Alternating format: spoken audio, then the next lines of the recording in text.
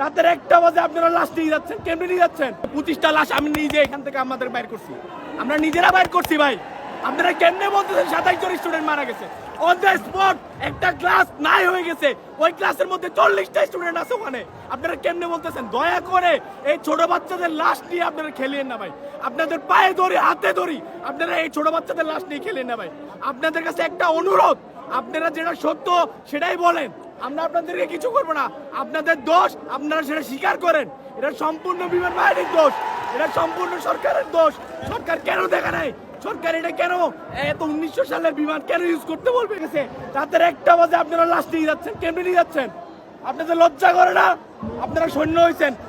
আর আমাদের যে বিমান বাহিনীর প্রধান, উনি তো আরামে আছে, উনি দেশ বিদেশ ঘুরতেছে, ওনার কোনো নামগন্ধ নাই। উনি ওনাদের ছেলেবেলা যা আছে, চামচা যা আছে, সবাইকে এখানে পাঠায় রাখছে। আমাদের গায়ে হাত তুলতেছে। হ্যাঁ, আমরা এখানে কষ্ট করে বাচ্চাদেরকে বাইর করছি, ওরা কিচ্ছু করে না, ওরা এখন আমাদের গায়ে হাত তুলছে, আমাদের দোষ বলে। হ্যাঁ, এটা কোন ধরনের কথাবার্তা? একটা 1900 সালের প্লেন আপনারা একজন সোলো ফ্লাইটার, যার ফ্লাশ ফ্লাইট, আপনি ওনাকে চালাইতে দিচ্ছেন।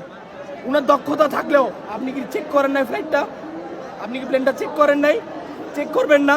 বিমান বাহিনীর প্রধান যখন 3000 কোটি টাকা মাইরা দেয়, তারপরে কোন বিমানটা আপনি কিনতে হবে? 25,000 কোটি টাকা নাই হয়ে যায়। 2018 সালে যখন বিমান বাহিনীর জন্য সেই বাজেট দেওয়া হয় 25,000 কোটি টাকা, 25,000 কোটি টাকা যেন তেন কথা, ওনার বাপের টাকা, এটা আমাদের বাবার টাকা দিয়ে ট্যাক্স দিয়ে চলে আসে। এই টাকাটা, এই টাকা দিয়ে কেনা কথা ছিল বিমান, সেখানে বিমান কেনা হয় নাই, টাকা মাইরে দিচ্ছেন, পাচার করে দিচ্ছেন, রেমিটেন্স বার করে দিচ্ছেন। তাহলে আর কি থাকে?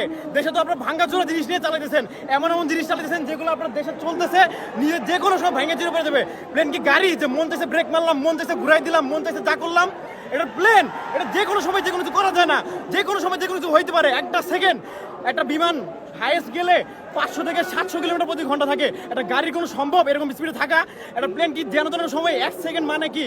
1 সেকেন্ড মানে একটা প্লেন 500 থেকে 600 মিটার পার করে ফেলছে। তো যে কোনো সময় যে কোনো কিছু হইতে পারে। তো এই জিনিসগুলো বিমান বাহিনীর প্রধানদের আগেই দেখা উচিত ছিল।